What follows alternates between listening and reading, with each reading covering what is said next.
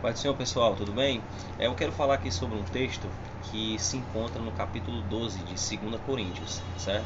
Eu vou ler aqui um versículo, depois eu vou passar para um outro texto que fica na primeira carta aos Coríntios também. E nesse caso a gente vai falar de um assunto relacionado ao apóstolo Paulo, tá?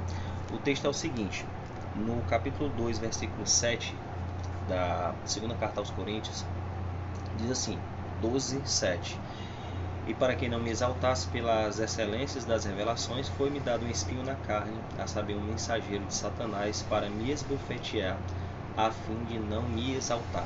Certo? Esse texto é muito usado, muita gente fala dele, muita gente já conjecturou tantas coisas no decorrer da história, e até hoje as pessoas elas acabam trazendo alguns tipos de pensamento que, quando você passa pelo estudo teológico referente àquilo que estão querendo dizer, né, colocar como um pensamento mais correto sobre essa frase do apóstolo Paulo, ela é muito incoerente, né, esse pensamento que hoje muitas pessoas têm trazido. E aqui eu quero trazer uma visão que pouco eu ouço alguém falar sobre esse assunto, e quero dizer aqui o que é que eu acho, né, quando eu leio esse texto.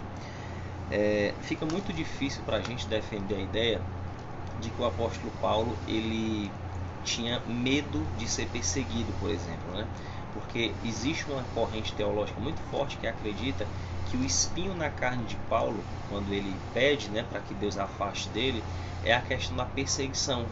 É como se o apóstolo Paulo ele tivesse com um certo medo, né, um certo receio de ser perseguido, e ele pede, ele ora a Deus, e Deus fala que a graça dele, né, bastava. Então ele ia passar por todo esse processo de perseguição e que ele deveria passar por isso. Mas a questão aí não é essa, né? A questão que eu coloco aqui é o problema é o apóstolo Paulo ter essa dificuldade com relação à perseguição, quando na verdade, quando a gente lê muitos textos, a gente vê que isso não é problema para ele. Se a gente lembrar do que aconteceu, por exemplo, quando Paulo chegou na casa de Filipe, que tinha aquelas filhas profetisas, que inclusive chegou o profeta Ágabo, né, e foi profetizar para ele, o apóstolo Paulo disse que ele iria para Jerusalém e, se necessário fosse morrer, morreria. Então, uma pessoa que teme perseguição, por exemplo, ela não vai falar uma coisa dessa, né? Ela vai de todas as formas tentar fugir de algo assim. Mas ele sabia da obra que ele tinha para fazer, e isso não iria impedir de ele fazer, né, por causa de um suposto terror, temor no coração dele relacionado ao que fariam com ele, né? Porque muita gente queria matar o apóstolo Paulo depois da sua conversão, dada a veemência que ele pregava, né? Ele era uma pessoa que tinha um poder do Espírito Santo muito grande atuando na vida dele, né? E a questão da eloquência dele, isso fazia com que muitas pessoas se convertessem, e isso causava ira no coração dos religiosos que não eram cristãos. Tinham os pagãos que detestavam, e também tinham os fariseus, né, aqueles judeus que não acreditavam em Jesus. E quando a gente vê, por exemplo, continuando aqui o texto, ele diz assim, ó, pelo que sinto prazer nas fraquezas, nas injúrias, nas necessidades, nas perseguições, nas angústias, por amor de Cristo, porque quando estou fraco, então sou forte. Então veja que no próprio texto que a gente leu de 2 Coríntios capítulo 12, no versículo 10, ele vai dizer que tem prazer nas fraquezas, prazer nas injúrias, nas necessidades e nas perseguições. Então a gente já descarta essa questão de perseguição, seu espinho na carne de Paulo. Por quê? Porque isso, quando acontecia, é algo que ele se motivava até mais, porque ele percebia que Deus nesse momento agia muito mais forte na vida dele, né, em consolação, em graça, em misericórdia, e ele percebia que ele estava fazendo algo certo, estava no caminho certo, né? Outra coisa é que, se a gente comparar tanto o apóstolo Paulo como alguns pais da igreja, teve um momento na igreja, né, principalmente um pouco depois da igreja primitiva, que alguns pais da igreja queriam ser mortos por causa do evangelho. Alguns praticamente buscavam isso. Então, se a gente for olhar na nossa visão da nossa geração hoje, né, uma geração que tem medo de tudo, né, a gente com certeza olharia essa questão da perseguição como um grande problema para nós. Por quê? Porque nós temeríamos a morte. Mas esses homens, eles não tinham temor da morte, né? Você pega a história de Orígenes, por exemplo, quando a gente pesquisa sobre, na história paralela diz que Orígenes, a mãe dele teve que fazer até esconder as roupas dele para ele não poder sair na rua, porque queria morrer por causa do Evangelho, né? Então, conhecendo o apóstolo Paulo, conhecendo a história dele, o que houve na vida dele, a conversão real, o Espírito Santo atuante na vida dele, não teria como ele ser uma pessoa com medo de ser perseguido, né? Então, esse espinho na carne, no meu ponto de vista, não pode ser a perseguição, né? Esse medo da perseguição, por exemplo. Outra coisa que também as pessoas falam é que esse temor de Paulo, né? Esse espinho na carne, na verdade, do apóstolo Paulo, seria uma doença, né? Uma enfermidade que ele tinha. E aí algumas pessoas até colocam algumas opções, mas a mais forte que o pessoal comenta é a questão de algum problema visual, né? Porque em uma das cartas ele diz que se os irmãos pudessem, até arrancariam os olhos para darem a ele. Só que o que acontece é que isso é uma linguagem que até hoje a gente usa, né? O apóstolo Paulo está enfatizando que aquela igreja, especificamente aquela igreja, teve um cuidado tão grande com ele, recebeu ele tão bem, que faziam tudo e muito mais do que deveriam fazer. E que se fosse necessário, aí ele usa aqui uma expressão bem hiperbólica, né? Aumenta bastante para dar ênfase. Eles arrancariam até os olhos e me dariam. Num sentido de dizer o quê? Que eles tinham um prazer tão grande a ajudá-lo, que tirar um dos nossos membros, né? Dos nossos órgãos, vamos dizer assim, mais importantes que a visão, eles poderiam fazer, né? Como uma maneira de amor, de demonstrar o amor deles pelo apóstolo Paulo. Então isso aí é uma outra coisa também que a gente tem que verificar. E aí nessa mesma carta que essa igreja, que ele fala isso sobre essa igreja, ele diz que ele diz que escreve com letras garrafais, né? E aí o que é que algumas pessoas entendem? Que ele escrevia dessa forma, com letras muito grandes, porque ele não enxergava direito. Mas essa expressão, por exemplo, a gente utiliza hoje, né? A gente fala que escreve com grandes letras ou com letras garrafais, a gente até usa essa expressão hoje, para dizer que a gente está deixando muito claro o que está escrito, que não tem dúvida daquilo que a gente está colocando para uma determinada pessoa. Então, dando exemplo aqui, eu escrevo algo para alguém, eu vou dar uma direção para alguém fazer alguma coisa, eu digo no final assim, olha, não tem como você não entender porque eu escrevi isso em letras garrafais, ou seja, uma compreensão que é simples, é só você prestar atenção no que eu escrevi, não há como você duvidar. Então eu descarto também essa passagem em relação à doença nos olhos, por exemplo, por causa disso. Aí eu quero falar agora do ponto que eu acredito, porque o apóstolo Paulo pede para tirar esse espinho na carne, certo? A visão que eu particularmente tenho, assim que eu me recorde, não vi outras pessoas defendendo, mas é muito possível que tenha outras pessoas, muitas outras que defendam, mas eu quero trazer à tona aqui para os irmãos pensarem sobre isso, né? A gente vê, por exemplo, que quando o apóstolo Paulo ainda não era, né, considerado apóstolo Paulo, que perseguia a igreja, que ele estava naquele processo ali apoiando os fariseus, por exemplo, Estevão foi morto e a Bíblia diz, né, no livro de Atos, que quando ele estava sendo morto, o apóstolo Paulo estava lá segurando a roupa de Estevão e estava consentindo com a morte de Estevão. O que é que aconteceu naquele fato, né, naquele caso ali específico da morte de Estevão? Estevão viu o céu aberto, viu Cristo assentado à destra do Pai, e a Bíblia diz naquele mesmo texto que quando ele chegou, né, e ele trouxe aquela pregação muito, muito bonita, né, de Estevão, foi uma pregação muito forte, as pessoas olhavam para Estevão e viam ele como um anjo. Então isso é uma expressão, não é que um cristão está dizendo isso. Ele está relatando que pessoas que não eram cristãs tinham percebido. Um homem cheio do poder de Deus, que viam ele como um anjo.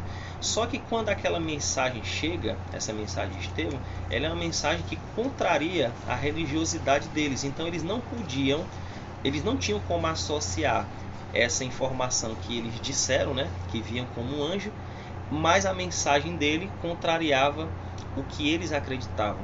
Então eles preferiram seguir os corações deles e apedrejaram Estevão, e o apóstolo Paulo estava vendo tudo e aprovando, certo?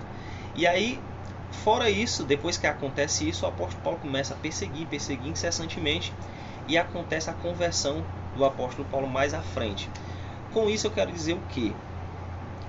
A gente percebe que o apóstolo Paulo ele sente um pesar porque ele foi um grande perseguidor da igreja. E provavelmente o espinho na carne do apóstolo Paulo era esse sentimento pesado que ele carregava. Porque imaginem vocês eram pessoas totalmente avessas ao cristianismo, ao ponto de matar ou de incitar outras pessoas a matarem, de prender, de arrastar para a prisão.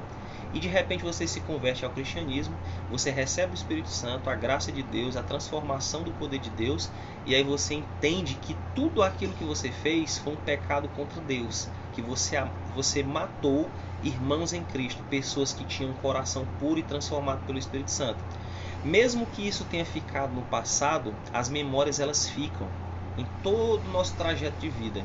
Então o que é que acontece? O apóstolo Paulo, ele podia estar dentro de si com muitas dificuldades de conciliar essa nova vida em Cristo com essa mente, né, que o acusava, que a gente sabe que o velho homem está dentro de nós ainda e que tenta nos acusar muitas vezes.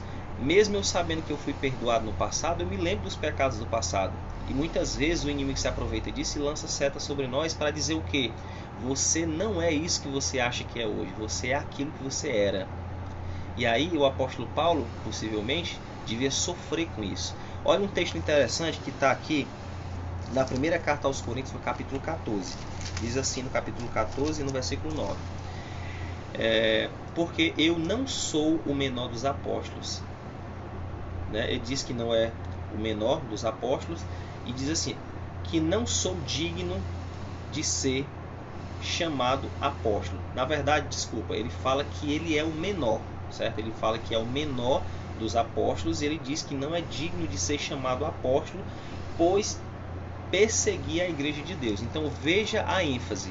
Ele se considera o menor dos apóstolos porque ele foi um perseguidor da igreja de Deus. Aqui a gente vê que ele carrega consigo esse sentimento. Ele carrega consigo esse sentimento mesmo, né, de uma pessoa que teve uma conversão real, mas que praticou coisas que na cabeça do novo apóstolo Paulo, né, do novo Paulo, é inconcebível. E a acusação do próprio apóstolo convertido e as acusações externas que vêm do mal, com certeza eram constantes na vida dele e isso perturbava a mente dele. Inclusive, quem quiser assistir, caso já não tenha assistido, né, o filme Apóstolo de Cristo, né, Paulo, Apóstolo de Cristo, quem fez aquele filme, na minha opinião, foi muito feliz.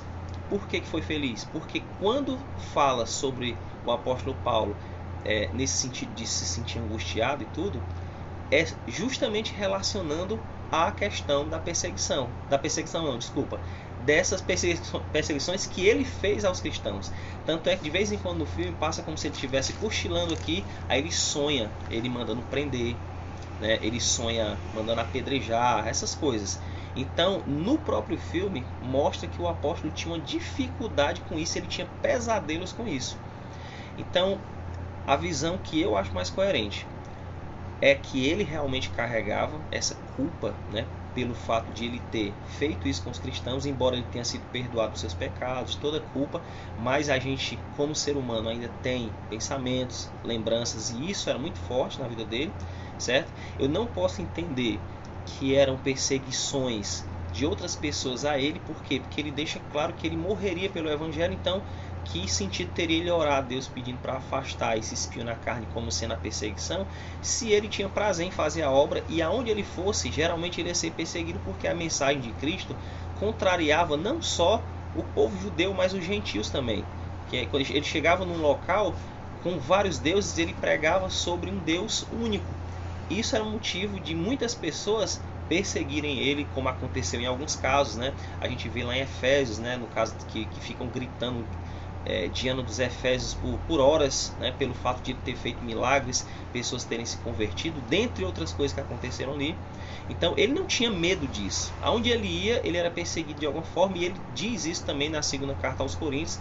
Existe um dos capítulos que vai falar sobre todas as perseguições que ele passou, certo? E ele elenca ali, né, todos os casos. E no caso da doença, também não há como a gente dizer isso, porque eu expliquei também agora há pouco que são expressões que a gente ainda hoje utiliza esse tipo de expressão, né? A gente fala assim às vezes, por exemplo, né? Se você tem um filho doente, que ele tem um problema, ele não tem um braço, você pode dizer assim: se fosse possível eu daria o meu braço para o meu filho. Por quê? Porque isso é uma demonstração de amor sua para o seu filho.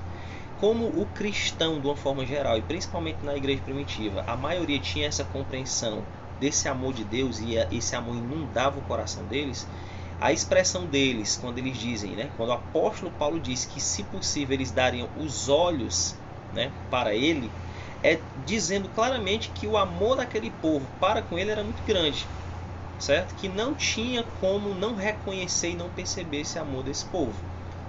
E aí, como eu falei, volto a falar, letras garrafais é só uma ênfase para dizer que ele escrevia algo de muita importância e de fácil compreensão. Não tinha como eles não olharem para aquilo e não entender o que ele estava escrevendo. Então as pessoas querem associar letras garrafais ao apóstolo Paulo tendo dificuldade de enxergar, né? E por isso ele usa essa expressão e aí associam essa questão dos olhos. Então, na minha opinião, né, quem tiver uma opinião diferente, quiser colocar no comentário aqui, eu acho que é interessante, mas é uma reflexão que a gente tem que fazer, certo? Se você nunca ouviu falar também sobre essa visão que eu mencionei aqui, coloca aqui embaixo, né, para a gente saber. E se tem uma outra visão que você acha, coloca aqui também. Se você ler, existem interpretações tão assim absurdas, que uma delas é que, por exemplo, o apóstolo Paulo tinha uma mulher que era muito ruim para ele, certo? E aí, até assemelharam, no caso de, se eu não me engano, Sócrates e a esposa, que me esqueci o nome dela agora, Xantipa, eu acho, né? Então, alguns chegaram a dizer que o espinho na carne do apóstolo Paulo era a esposa, e assemelharam o caso dele, nesse caso, se fosse uma mulher, ao de Sócrates com Xantipa, que quando você vai ler o que é que aconteceu lá, parece que Xantipa pegava no pé de Sócrates e era muito, certo? Então, só uma curiosidade, né, para a gente saber que existem vários pensamentos, além do que tem um outro também que dizia que acham que ele tinha um problema, por exemplo, de epilepsia, que eu não achei interessante mencionar aqui, porque é muito fraco o argumento, mais fraco do que esses que eu coloquei. Amém? Se alguém tiver alguma dúvida, né, quiser falar aqui, eu tenho prazer em pesquisar, porque eu acho interessante e vai ser um prazer ajudar aí, tá bom? Deus abençoe a todos. Paz do Senhor.